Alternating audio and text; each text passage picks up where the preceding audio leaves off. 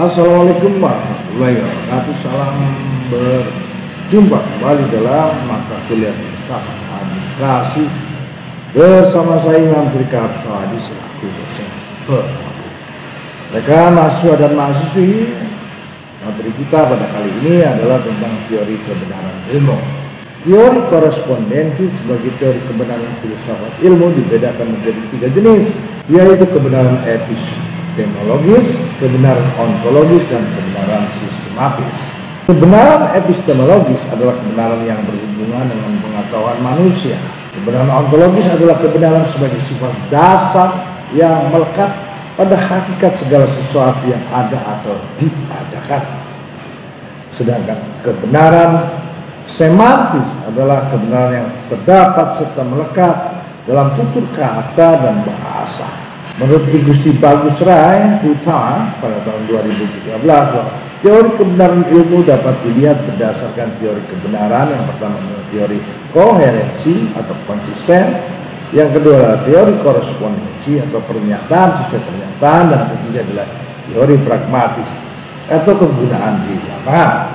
Sedangkan menurut Ahmad At-Tabi pada tahun 2014, teori kebenaran terdiri dari pertama teori korespondensi atau korespondensi theory of truth, kedua adalah teori koherensi atau koherensi theory of truth, yang ketiga adalah teori pragmatisme atau the pragmatic theory of truth, yang keempat adalah teori performatif, dan kelima adalah agama sebagai teori kebenaran. Suatu hal yang perlu dicatat bahwa pada hakikatnya manusia hidup di dunia ini adalah sebagai makhluk yang suka mencari kebenaran. Salah satu cara untuk menemukan suatu kebenaran adalah nilai-nilai agama. Agama dengan karakteristiknya sendiri memberikan jawaban atas segala persoalan asasi yang dipertanyakan manusia, baik tentang alam, tentang manusia, maupun tentang Tuhan. Dalam mendapatkan kebenaran menurut teori agama adalah wahyu yang bersumber dari Tuhan. Manusia dalam mencari dan menentukan kebenaran sesuatu dalam agama dengan cara mempertanyakan atau mencari jawaban berbagai masalah kepada kitab suci. Dengan demikian, suatu hal yang dianggap benar apabila sesuai dengan ajaran agama atau wahyu sebagai penentu kebenaran mutlak. Menurut Ahmad At-Tabi dan Bahtiar, bahwa teori kebenaran terdiri dari pertama adalah teori korespondensi. Mengenai teori korespondensi tentang kebenaran dapat disimpulkan kita mengenal dua hal, yaitu pertama pernyataan dan kedua kenyataan.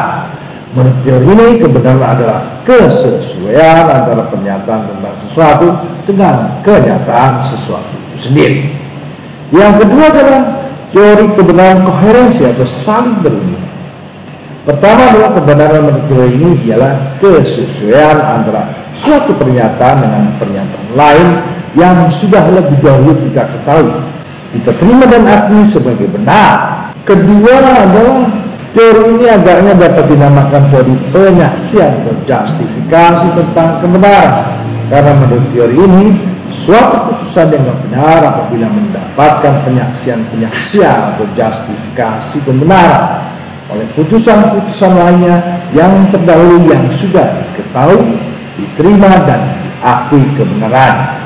Yang ketiga adalah teori kebenaran pragmatis. Suatu kebenaran dan suatu pernyataan diukur dengan kriteria apakah pernyataan tersebut bersifat fungsional atau bermanfaat dalam kehidupan manusia.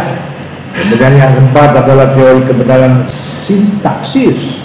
Dikatakan benar jika pernyataan itu mengikuti aturan-aturan yang baku, atau dengan kata lain apabila proposisi itu tidak mengikuti syarat atau keluar dari hal yang disyaratkan, maka proposisi itu tidak memiliki arti. Yang kelima adalah teori kebenaran semantik. Suatu proposisi dinilai benar ditinjau dari segi arti atau makna. Apakah proposisi yang merupakan pangkal contohnya itu mempunyai referensi yang jelas atau tidak. Yang keenam adalah teori kebenaran performatif. Teori ini menyatakan bahwa kebenaran diputuskan atau dikemukakan oleh pemegang otoritas tertentu. Berdasarkan dari beberapa pendapat tersebut, maka dapat disimpulkan bahwa teori kebenaran ilmu terdiri dari teori kebenaran korespondensi, teori kebenaran koherensi, teori kebenaran pragmatis, teori kebenaran sintaksis, teori kebenaran semantik, dan teori kebenaran performatik serta teori kebenaran agama. Demikian pertemuan kita pada kuliah kali ini. Terima kasih. Sampai ketemu lagi di pertemuan berikutnya. Assalamualaikum warahmatullahi wabarakatuh.